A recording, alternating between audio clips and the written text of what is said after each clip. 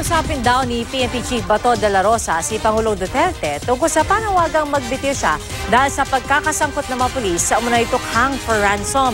Handa raw si de la Rosa na mag-resign kung nagiging pabigat na siya sa administrasyon. Nakatutok si Darwin Grupo.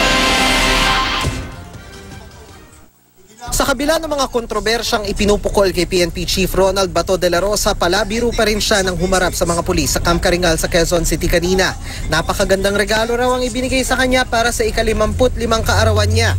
Ang tinutukoy ni de la Rosa ang pagdukot at pagpatay sa Koreanong negosyanteng si Ji Ik-ju na pinatay umano ni SPO3 Ricky Santa Isabel sa loob umano ng Camp Crame. Dahil dito nanawagan si House Speaker Pantaleon Alvarez kay de la Rosa na magbitiw para isalba si Pangulong Rodrigo Duterte sa kahihiyan at maibalik ang respeto sa tanggapan ng PNP Chief.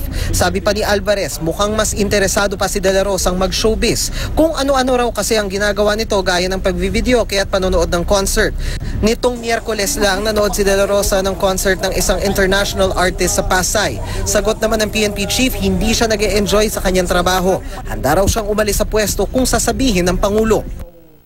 Ito po mga gusto mag-resign ako. Pero pagbigyan ko sila, siguro na masaya ako. Hintayin nyo, pagka magpapala mo ng Presidente. Kung ayaw sa Presidente, sila na mag-resign.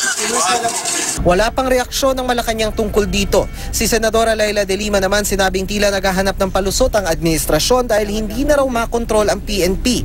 Kung hahanapin ang ugat ng problema, yan anya ang pulisiya ng administrasyon sa giyera kontra droga na ginawa raw mga kriminal ang mga pulis. Hindi lang daw si de la Rosa ang may kasalanan. Dapat din daw sisihin ng Pangulo na ginawang tokhang death squads na sangkot sa mga racket sa tong ang PNP na dating professional na institusyon. Dapat daw papanagutin na agad ng administrasyon ang may sala. Ang DILG tiniyak sa pamilya ng namatay na Koreano na maparurusahan ang mga sangkot sa krimen. Dano Tingkong, Nakatutok, 24 Oras.